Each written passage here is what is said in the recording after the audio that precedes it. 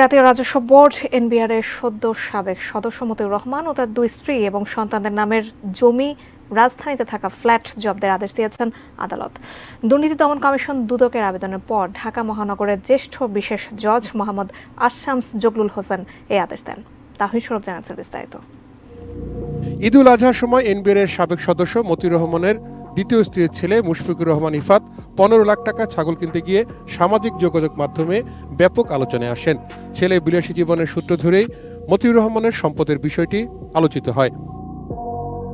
একে একে বের হতে থাকে মতিউর রহমান ও তার পরিবারের সদস্যদের নামে থাকা সম্পদের তথ্য।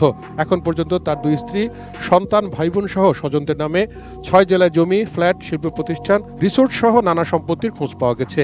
এর বাইরে পুঁজিবাজারেও তার বিপুল বিনিয়োগ রয়েছে। ছাগলকাণ্ডে আলোচিত মতিউর রহমানের সম্পদ অনুসন্ধানে কাজ করছে দুদকের 3 সদস্যের টিম। মতিউর রহমান তার নিজস্ব নামে 114% সম্পত্তি বরিশালে তার নামে আছে, সেটি তার স্ত্রী লায়লা কানির নামে, তার পুত্র, তার কন্যা, এদের নামে মোট 1017 ডেসিমেল জায়গা। এছাড়াও রয়েছে বসুন্ধরা এলাকায় 2টি ফ্ল্যাট, একটি বহুতল বিশিষ্ট বাড়ি ও ধানমন্ডি এলাকায় একটি ফ্ল্যাট। এই সম্পদ মতিউর রহমান ও তার পরিবার হস্তান্তরের চেষ্টা করছিলেন বলে জানান তিনি।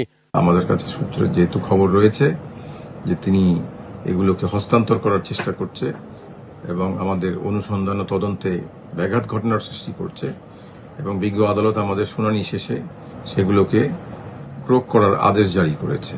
মতিউর রহমান, তার দুই স্ত্রী এবং প্রথম পক্ষের স্ত্রীর সন্তানদের সম্পদের হিসাব চেয়ে মঙ্গলবার নোটিশ পাঠিয়েছে দুদক।